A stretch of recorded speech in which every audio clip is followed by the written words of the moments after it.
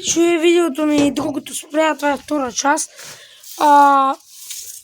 Между другото ще направи шорт в YouTube канала за това да дойдат хората да гледат клипчето тук, защото много са малко хората, които си правят това да отворят YouTube канала и да проверят дали има много клипче. Ами, само деца по шортове и аз за това ще гледам да качвам и всеки шорт прикачен към някое видео.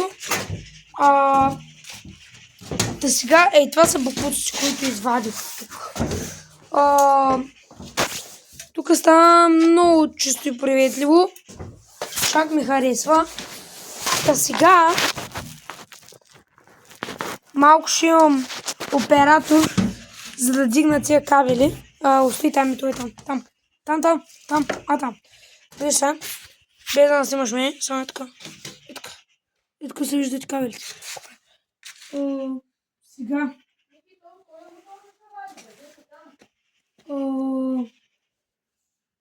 Сега навивам това.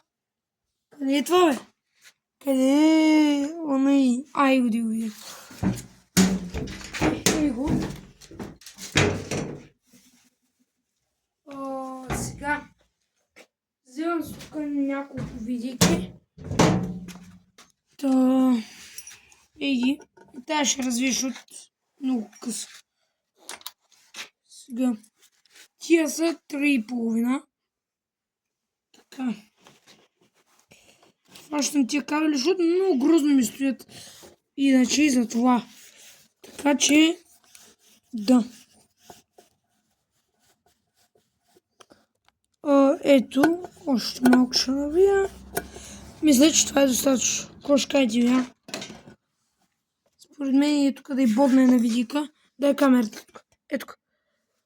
Тук виждате ли? Тук ще бодне на видика.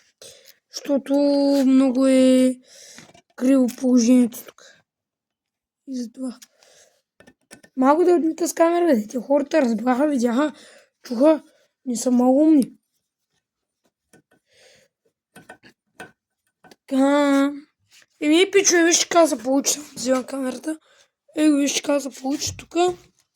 Само е тук на контролера малко.